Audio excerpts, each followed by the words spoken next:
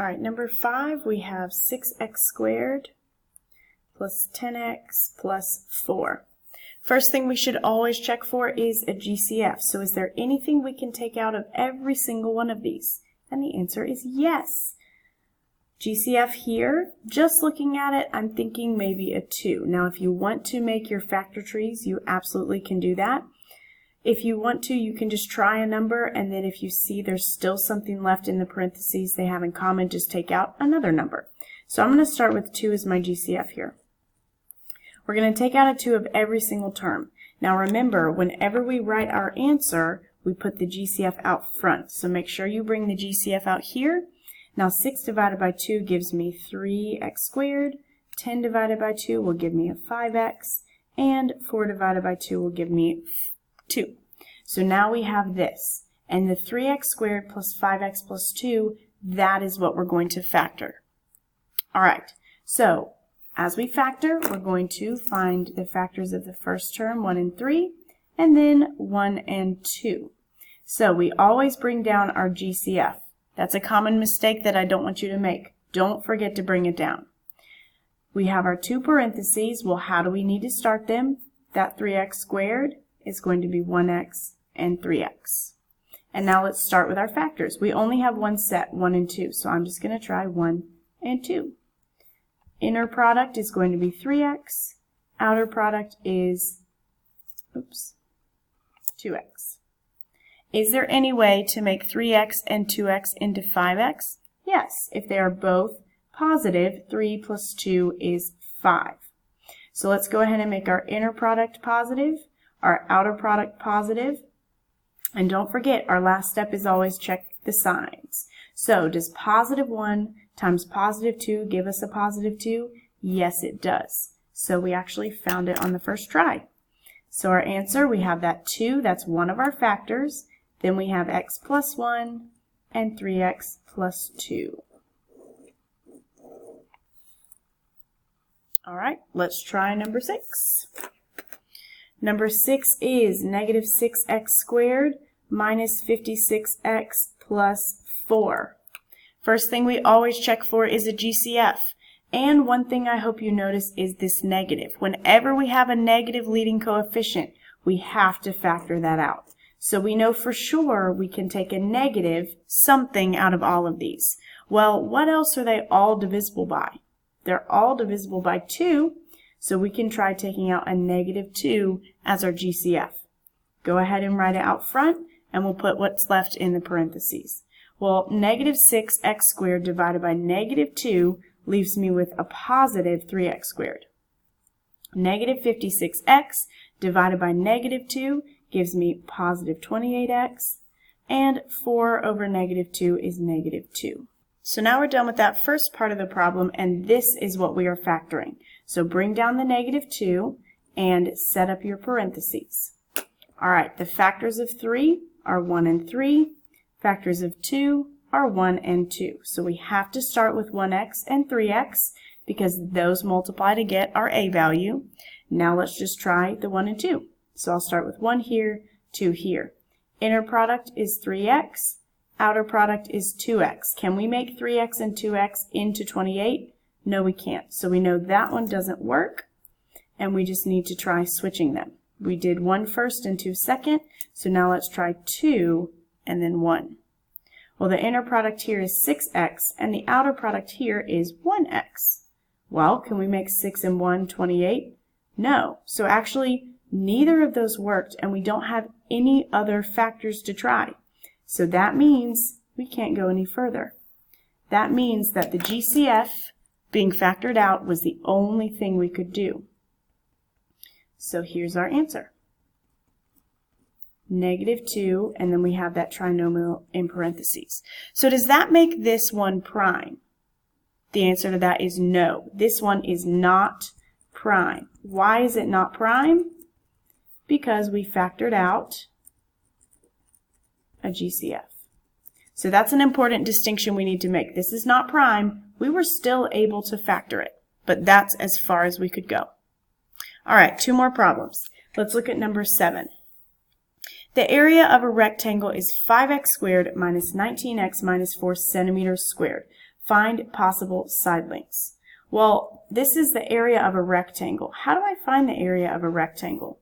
The area is the length times the width, right? We know what the area is. We know the area is this. What we want to find is the length and the width. So we want to find the factors. This type of problem just tells us to factor it. So that's what we're going to do. 5x squared minus 19x minus 4.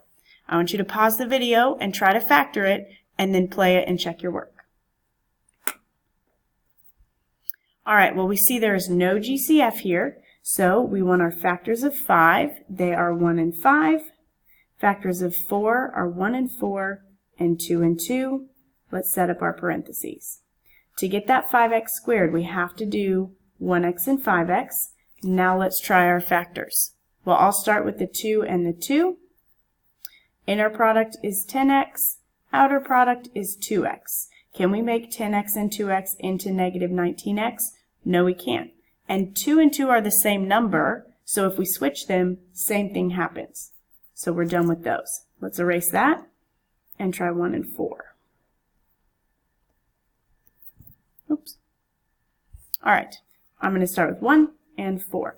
Inner product is 5x. Outer product is 4x. Well, can I make 5x and 4x into negative 19x? Again, that's a no. So I need to take my 1 and 4 and switch them to 4 and 1. Now we have an inner product of 20x, outer product of 1x. Can I make 20x and 1x into negative 19x? Yes, I can. If I make that 20 negative, then a negative 20 plus 1 gives us a negative 19x. So I need this inner product to be negative. Put the negative with 4. I need outer product to be positive. What's our last step? We always check our sign. Negative 4 times positive 1, in fact, gives us a negative 4. So that is correct. Well, how do we actually answer the question? It says find possible side lengths. So what are the possible side lengths? They are x minus 4 centimeters and 5x plus 1 centimeters. So those are the side lengths of this rectangle. All right, let's try number 8. Number 8 says a rectangular prism has a volume of 15x cubed minus 33x squared plus 6x inches cubed. Find possible side lengths. This is very similar to the last one, but it's volume. How do we find the volume of a prism? Well, the volume is length times width times height. We know what the volume is, so what we have to find is these three pieces, the length, the width, and the height. So let's take our problem and let's do that. 15x cubed minus 33x squared plus 6x. I want you to pause it and factor it. All right, now that you've factored, let's go over it together. First thing we always check for is a GCF. What can I take out of every single one of these? Well, 15, 33, and 6, those are all divisible by 3. And then what do you notice about these x's? They all have at least one x, so we can take out an x. That makes our GCF 3x. 15 divided by 3 gives me 5. X cubed divided by x, remember we subtract those exponents, so x squared. Negative 33 over 3 is negative 11. X squared over x is x. And then 6 divided by 3 is 2. Those x's cancel. So now this is what we are going to factor. Remember, when we factor and we have a GCF, we always bring that down. We can set up our two parentheses. 5, the factors are 1 and 5. 2, the factors are 1 and 2. So we know we have to have 1x and 5x. And then let's just try our factors, 1 and 2. Well, the inner product is 5x. The outer product is 2x. Can I make 5x and 2x into 11x? No, I can't. So now I need to try switching them. Let's switch them and put the 2 first and then the 1. Well, now we have 2 times 5x is 10x. That's our inner product. outer product is 1x. Can we make 10x and 1x into a negative 11x? Yes. If they are both negative, then negative 10 minus 1 is negative 11. So I want inner product to be negative, outer product to be negative. Last thing we always do, check our sign. Negative 2 times negative 1 is positive 2. So we're good. So it was asked of us to find the possible side lengths. Well, our answer, we have 3x inches, we have x minus 2 inches, and we have 5x minus 1 inches. So make sure you put your units on every single one. Those are the possible side lengths. All right, so now we know how to factor using the guess and check method with trinomials that have an a value that is prime.